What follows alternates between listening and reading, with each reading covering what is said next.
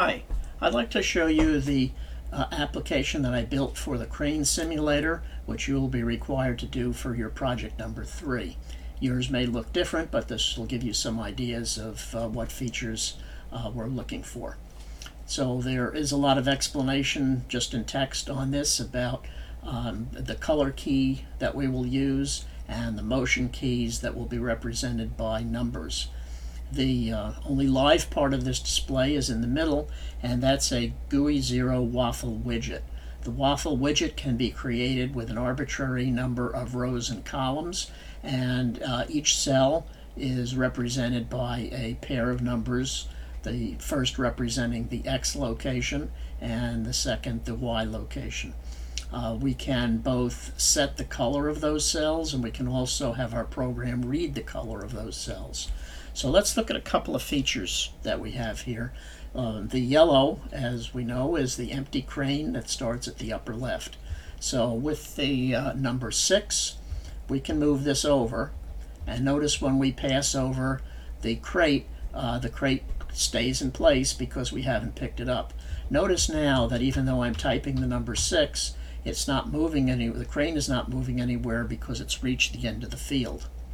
If I type the number 2, the box will move down but not below the bottom of the field, and of course if I type the number 4, it will move to the left but not beyond the border, and we'll put it back over here up at the top. So the way the simulation is played is I want to locate a crate on the field, and by pressing the number 5, notice that the crane now turns red, and when I move off of that box, the crate is no longer there. So what I'm looking for here is I'm looking for a marker on which to drop the crate. So if I found one and press the number 5 again,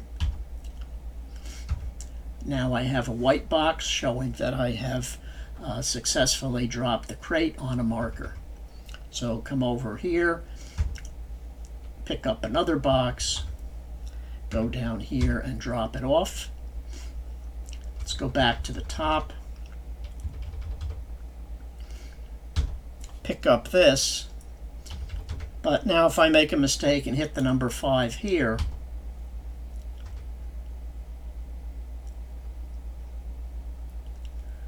I've put it in the wrong place. So what I need to do is I need to pick it up again and put it down on the marker, and now we're doing well. So the game continues, or the simulation continues, until we're done. And if you listen carefully, when I place the last crate on the marker, you might hear a tone which comes from the program saying that we have successfully placed all of the markers.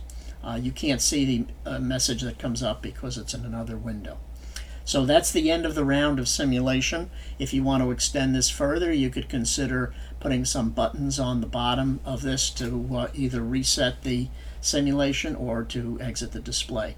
I hope that helps you when you start writing your own code, and I hope you follow the instructions that sets out an organized way of developing this application, because it is quite a considerable effort.